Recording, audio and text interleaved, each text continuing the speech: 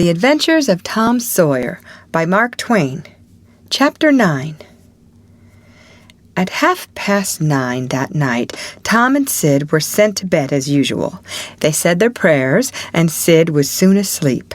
Tom lay awake and waited in restless impatience. When it seemed to him that it must be nearly daylight, he heard the clock strike 10. This was despair. He would have tossed and fidgeted as nerves demanded, but he was afraid he might wake Sid, so he lay still and stared up into the dark. Everything was dismally still. By and by, out of the stillness, little, scarcely perceptible noises began to emphasize themselves. The ticking of the clock began to bring itself into notice. Old beams began to crack mysteriously. The stairs creaked faintly. Spirits were abroad. A measured, muffled snore issued from Aunt Polly's chamber, and now the tiresome chirping of a cricket that no human ingenuity could locate began. Next, the ghastly ticking of a death watch in the wall at the bed's head made Tom shudder. It meant that somebody's days were numbered. Then the howl of a far-off dog rose on the night air and was answered by a fainter howl from a remoter distance. Tom was in an agony. At last he was satisfied that time had ceased and eternity begun. He began to doze, in spite of himself. The clock chimed 11, but he did not hear it.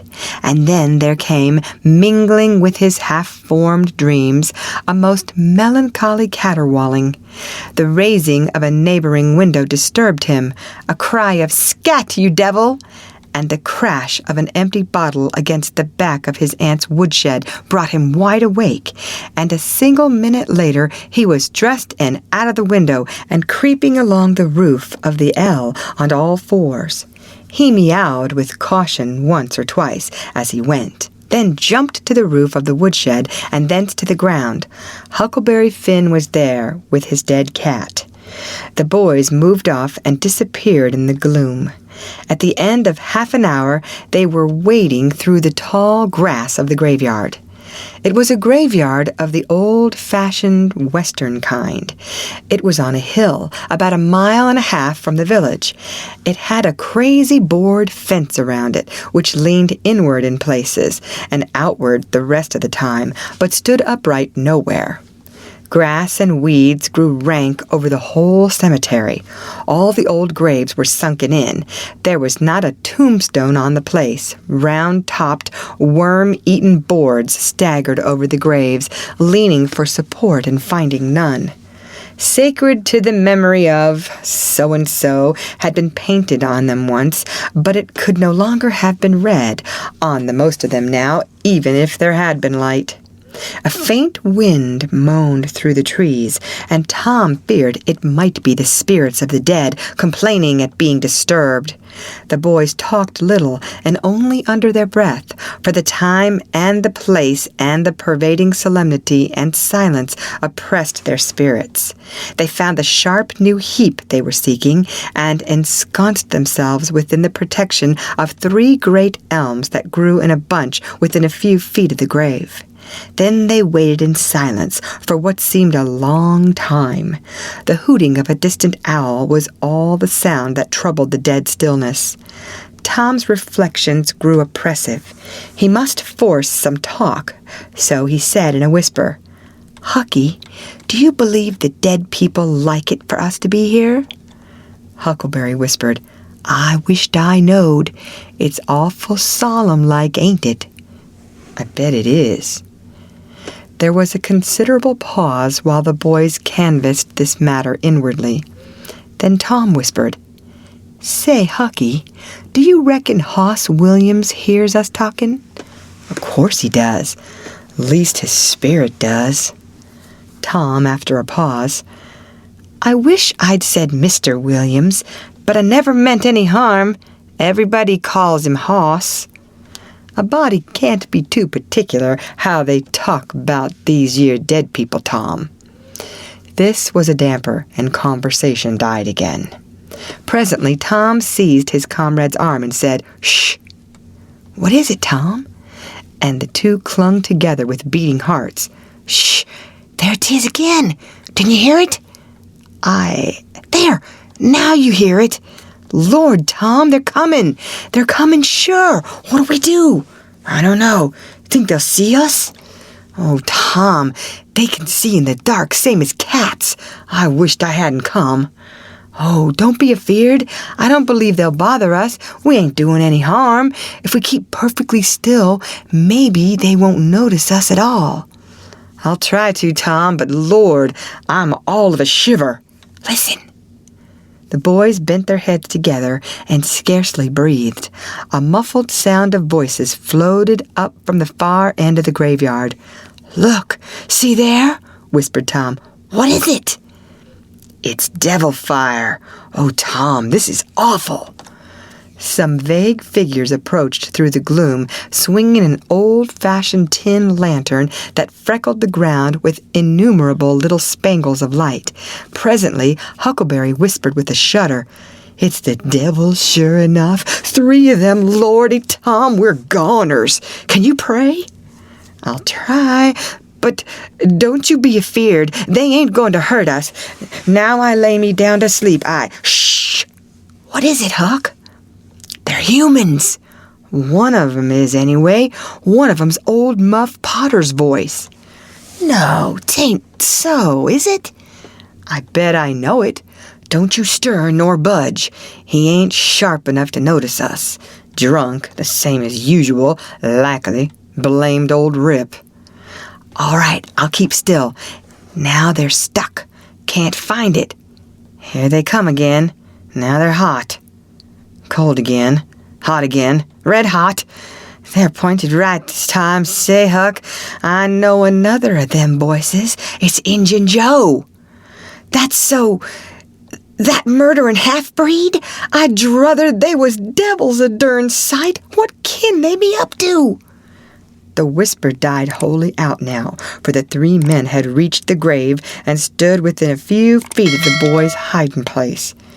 "Here it is," said the third voice, and the owner of it held the lantern up and revealed the face of young Dr. Robinson.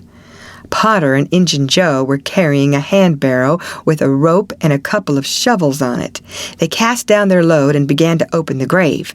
The doctor put the lantern at the head of the grave and came and sat down with his back against one of the elm trees. He was so close the boys could have touched him. "Hurry, men," he said in a low voice. "The moon might come out at any moment." They growled a response and went on digging. For some time there was no noise but the grating sound of the spades discharging their freight of mold and gravel. It was very monotonous.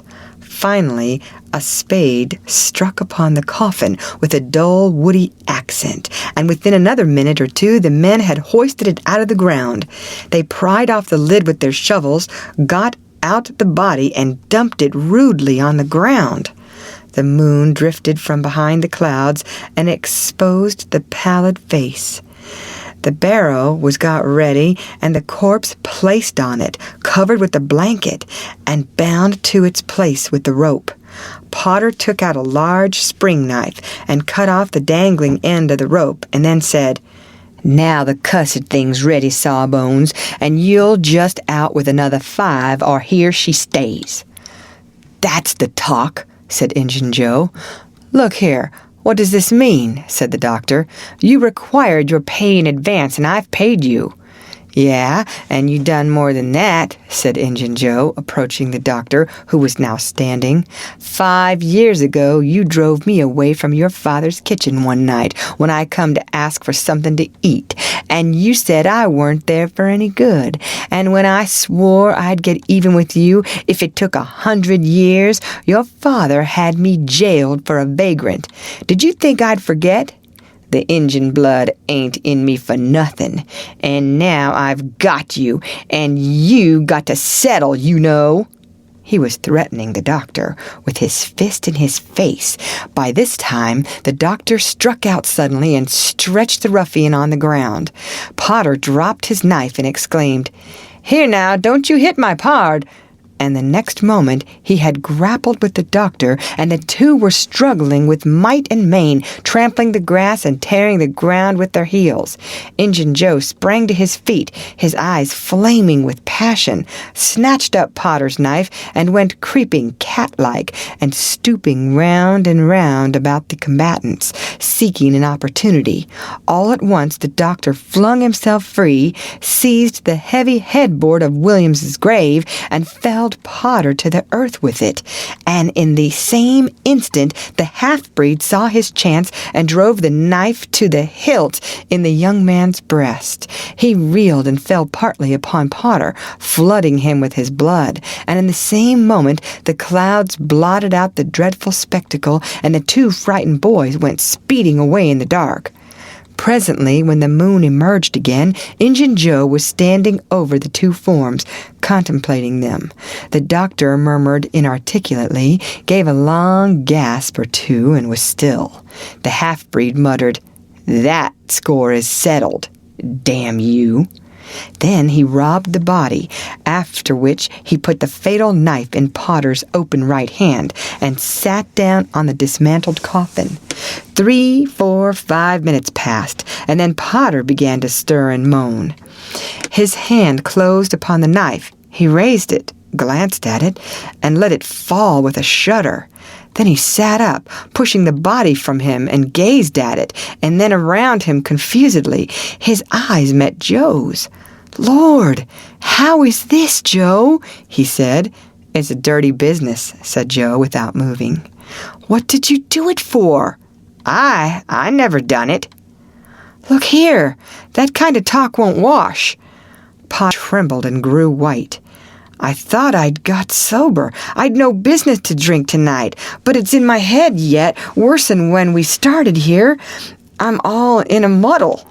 Can't recollect anything of it, hardly. Tell me, Joe, honest. Now, old feller, did I do it?" "Joe, I never meant to. 'Pon my soul and honor, I never meant to, Joe. Tell me how it was, Joe. Oh, it's awful, and him so young and promising." "Why, you two was scuffling, and he fetched you one with the headboard, and you fell flat. And then up you come, all reeling and staggering like, and snatched the knife and jammed it into him, just as he fetched you another awful clip, and here you've laid as dead as a wedge till now. Oh, I didn't know what I was a-doing. I wish I may die this minute if I did. It was all on account of the whiskey and the excitement, I reckon. I never used a weepon in my life before, Joe. I've fought, but never with weepons. They'll all say that. Joe, don't tell. Say you won't tell, Joe. That's a good feller. I always liked you, Joe, and stood up for you, too. Don't you remember? You won't tell, will you, Joe?" And the poor creature dropped on his knees before the stolid murderer and clasped his appealing hands. "No, you've always been fair and square with me, Muff Potter, and I won't go back on you. There now, that's as fair as a man can say." "Oh, Joe, you're an angel. I'll bless you for this the longest day I live." And Potter began to cry. "Come now, that's enough of that. This ain't any time for blubbering. You be off yonder way, and I'll go this. Move now, and don't leave any tracks behind you." Potter started on a trot that quickly increased to a run. The half-breed stood looking after him. He muttered, "If he's as much stunned with the lick and fuddled with the rum as he had the look of being, he won't think of the knife till he's gone so far he'll be afraid to come back after it to such a place by himself. Chicken heart." 2 or 3 minutes later, the murdered man, the blanketed corpse, the lidless coffin, and the open grave were under no inspection but the moon's. The stillness was complete again, too. End of chapter.